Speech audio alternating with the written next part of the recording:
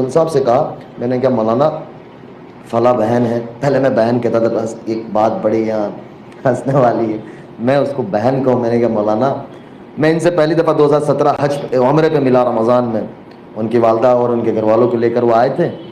تو میں نے کہا بہن آپ کو کچھ کام ہو تو مجھے ضرور بتانا، معاف کرنا یہ بات، لیکن جو حقیقت ہے وہ حقیقت ہے. ہمارے تصور میں بھی اللہ کیا فیصلے کر چکا ہوتا ہے آگے ہمیں نہیں پتہ ہوتے ہیں.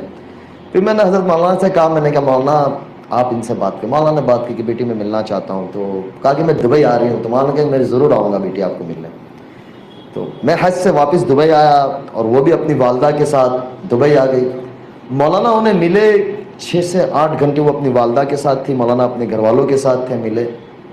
پھر وہ بھی آ گئے، میں بھی انڈیا آ گیا. مولانا کا اگر سفر تھا کینیڈا کا، مولانا وہاں چلے گئے. مولانا مجھے کہتے ہیں کہ بیٹا اگر آپ کی ثنا سے کوئی سگائی ہو جائے تو بہت اچھا کام آ جائے. میں اللہ کی شان 3 دن جماعت میں تھا، تو میرے ساتھی میرے ایک دوست کو میں نے کہا مولانا کا دماغ سٹکا گیا ہے. میں نے مولانا کے بیٹے کو میسج کیا، میں نے کہا یار والد صاحب کا دماغ، وہ کینیڈا میں تھے تو ہمارا وقت کا فرق تھا. بولے کیا ہوا؟ میں نے کہا مولانا کسی کے ساتھ کسی کا بھی نکاح جوڑ دیتے. اگر میں نے کہا میں نے ان کو یہ بات کہہ دی نا تو یہ مجھے جوتا اٹھا کے ماریں گے کہ یہی کام رہ گیا ہے.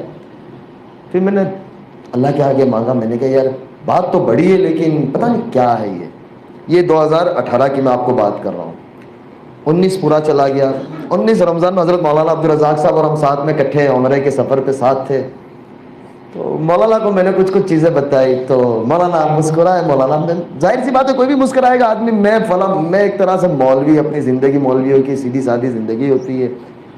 تو مولانا بھی مسکرائے. میں نے مولانا کے بیٹے سے کہا، میں نے کہا مولانا کسی کا بھی رشتہ کسی کے ساتھ بھی جوڑ دیتے پیچھے مڑ کے پوچھتے نہیں اس کا کیا حال ہے؟ تو بولا ابھی تک آپ نے لڈو منہ میں رکھا ہے. میں نے کہا یار لڈو ایسا پکڑایا ہے کہ منہ میں تو رکھنا ہی پڑے گا. تو پھر مولانا کی طبیعت بہت خراب تھی مدینہ منورہ میں. پھر ہم لوگ انڈیا آ گئے اور اس کے بعد وہ جارڈن میں تھی، ان کی شوٹنگ چل رہی تھی. 20 میں وہ واپس آئی. پھر میں اللہ کی شان عمرے پہ مدینہ منورہ میں تھا فروری کے مہینے میں، لاک ڈاؤن سے قبل. تو ان کا میسج آیا کہ میں آپ سے بات کرنا چاہ رہی ہوں. 3-4 دفعہ میسج آئے. میں حرم میں تھا تو میں دیکھ نہیں پایا. پھر میں نے رات میں بولے میں آپ سے کچھ بات کرنا، کچھ مسائل تھے. وہ مجھے کہے کہ یہ مسائل اب مجھے سمجھ نہیں آ رہا ہے میرا کیا ہوگا. فروری کا زمانہ تھا، لاک ڈاؤن لگ گیا. انہوں نے اللہ سے مانگنا شروع کیا، کچھ مسائل تھے. میں نے کہا اللہ تعالیٰ تمہیں اس مسائل سے، اور کوئی دوسرے مسائل نہیں تھے، بس وہ زندگی کے اندر سکون نہیں تھا، چین نہیں تھا. میں نے کہا اللہ تمہیں نکالے گا. جیسے جیسے رمضان قریب آتا گیا، شعبان آتا گیا، انہوں نے کہا کہ میں نے اپنے گھر میں بند کر دیا ہے جو ٹیلی ویژن تھا. میں نے کہا یار شروع رکھو، کیوں بند کیا؟ میں نے کہا چلاؤ یار کیا مسئلہ ہے؟ بولے بس دل نہیں ہوتا.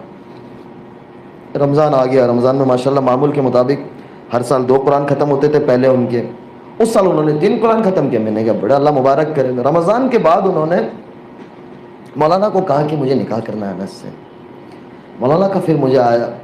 میں نے کہا مولانا 2018 سے یہ 2020 ہو گیا ماشاءاللہ سے. میرے والدین بھی میں نے کہا انتظار کر رہے ہیں.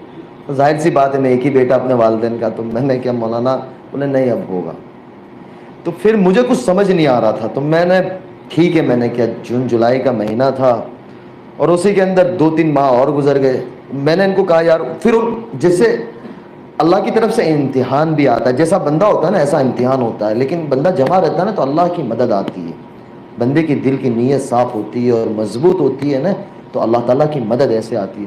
اتنا کام آنا شروع ہوا جیسے لاک ڈاؤن کھلنے گیا تو وہ جو پتہ نہیں نوجوان سارے بیٹھے ہیں، مجھے نام یاد رہے گا، خطروں کے کھلاڑی ایک شو آتا ہے، پتہ نہیں آپ نوجوان بیٹھے ہوں گے، میں نے دیکھا کبھی نہیں ہے لیکن وہ بتاتے تھے. تو اس کی آفر آئی. بولے پہلے جا چکی تھی اور بہت زیادہ. میں نے کہا چلے جاؤ کر لو آپ. میں نے کہا کر لو، ہمارا کیا ہے، 10 دن کی بات ہے آپ کی. بولے نہیں بس نہیں کرنا. اس کے بعد جو انہوں نے ویب سیریز یعنی ایک شوٹنگ کی تھی اس کا دوسرا پارٹ آ رہا تھا، اس کے لیے وہ بہت زیادہ مشہور ہوئی تھی. تو کام بولے اتنا آیا کہ 17-18 سال کی زندگی میں کبھی اتنا نہیں آیا، اتنا کام آنا شروع ہو گیا. میں نے کہا یار کر لو. پھر انہوں نے کہا کہ میرے سر سے اپنے دوپٹہ کبھی نہیں اتاروں گی. میں نے کہا دیکھو یہ بہت بڑا فیصلہ ہے، یہ آسان نہیں ہے. میں نے کہا آپ اپنی زندگی انجوائے کرو. ہمارا دین کسی کو کسی طریقے سے باندھنا نہیں چاہتا. اللہ تعالیٰ نے ہمارے دین میں بڑی آسانی، بڑی سہولتیں اور بہت زبردست دیا ہوا ہے دین. یہ دین اللہ تعالیٰ مجھے اور آپ کو سمجھا دے، اس کا اصل دین ہمیں اور آپ کو سمجھا دے. تو میں نے ان کو بولے بس میں نے طے کر لیا. مجھے کہا کہ مجھے اناؤنس کرنا ہے، مجھے چھوڑ دینا ہے. میں نے کہا یار آپ سوچ لو. میں ٹالتا رہا.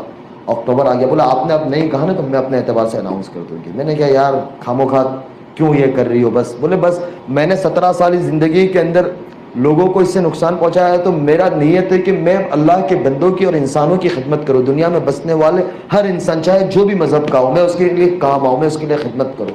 لوگ پریشان حال ہیں تو میں اس کے لیے خدمت کروں, اور اللہ مجھ سے کام لے گا مجھے کہ میں ان کے کام آؤں. میں بڑا یعنی ارادے نہیں کہ اللہ تعالیٰ ان کو اس کے اوپر اتارا کہ میں کوئی ہاسپٹل بناؤں, میں اس طریقے سے کچھ کام کروں. میں نے کہا یار یہ بہت بڑا فیصلہ ہے. 9 اکتوبر تھا, میں نے کہا دیکھو آپ سوچ لو.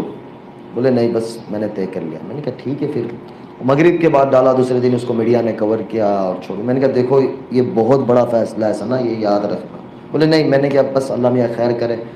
اور پھر ایسا وقت گزرتا گیا, نومبر آ گیا تو مجھے بزرگوں نے, میں نے مولانا سے مشورہ کیا, مولانا کے بس نکاح کرنا ہے.